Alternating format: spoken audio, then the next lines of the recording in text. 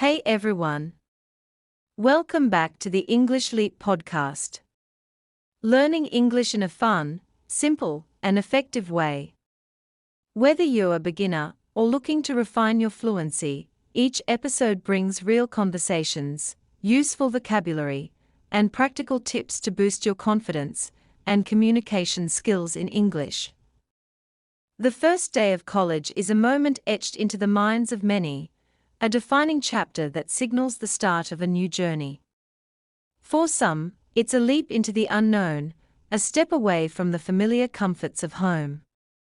For others, it's a fresh start, a chance to reinvent themselves and explore the world beyond the borders of their hometown. For Mia Thompson, the day she first walked into the bustling campus of Western State University marked the beginning of a transformative chapter in her life. Mia had spent the summer leading up to her first semester torn between excitement and anxiety.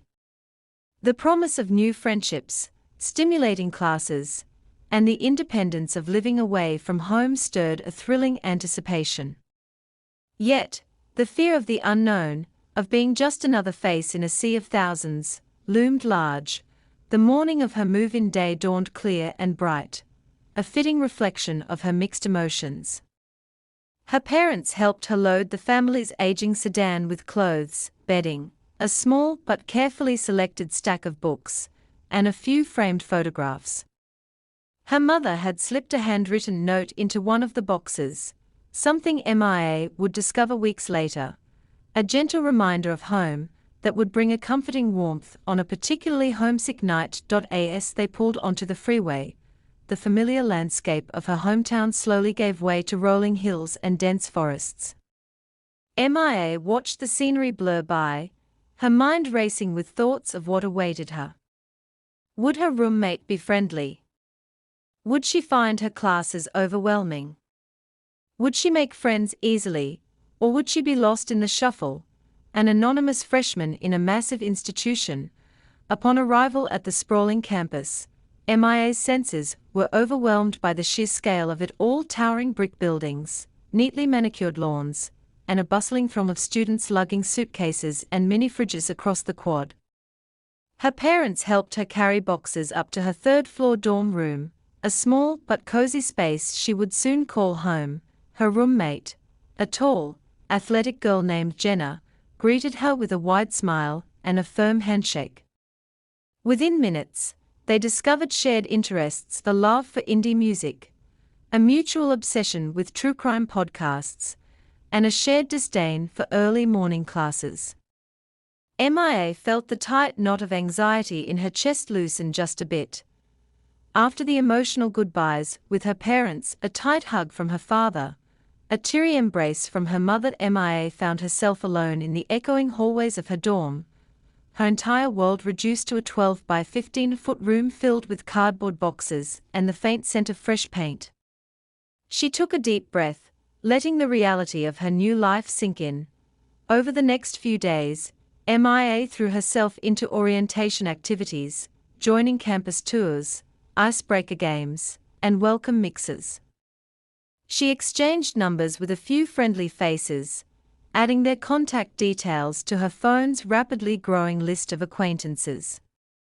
She discovered the best coffee spots on campus, found a quiet corner in the library that would soon become her favorite study hideout, and even managed to navigate the labyrinthine corridors of the humanities building without getting hopelessly lost. Classes began a week later, and Mia found herself balancing a full schedule of lectures, labs, and study sessions. The workload was heavier than she'd anticipated, the professors more demanding, the pace faster. She struggled through her first calculus quiz, bombed a pop reading check in English Lit, and spent a sleepless night frantically revising for a biology lab exam. But she also found herself thriving on the challenge, pushing herself to keep up, to learn, to grow. As the weeks passed, the campus began to feel less like a sprawling, anonymous institution, and more like a community. She joined the university's student-run radio station, a late-night DJ slot becoming her creative outlet. She attended poetry readings, football games, and late-night study sessions fueled by bad coffee and the promise of better grades.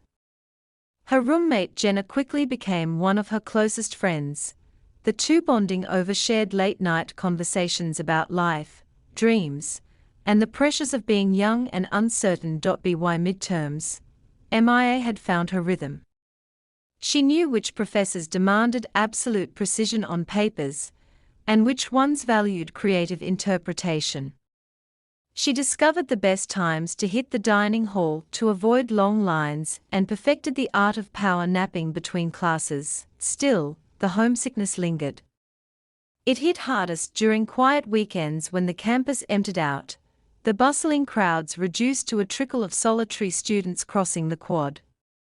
She found herself calling her parents more often than she'd expected, their familiar voices a comforting reminder of a world she'd temporarily left behind.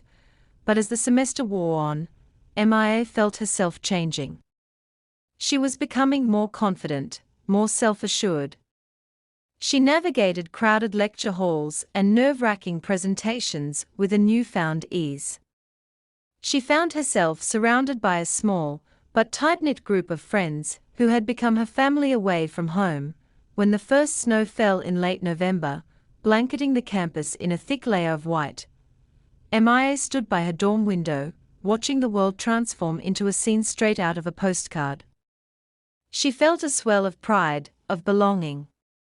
This place, once so intimidating and unfamiliar, had become her second home. As the semester drew to a close and students packed up to head home for the holidays, MIA found herself looking forward not just to the comfort of her childhood bedroom and her mother's cooking, but also to the promise of returning in the spring to new classes, new challenges, and the ongoing adventure of carving out a life of her own. MIA's first semester at Western State University had been a whirlwind of emotions, a crash course in independence, resilience, and self-discovery. It had tested her in ways she hadn't anticipated, but had also given her a clearer sense of who she was and who she wanted to become. And as she closed her dorm room door for the last time that semester, she felt a quiet confidence that the best was yet to come.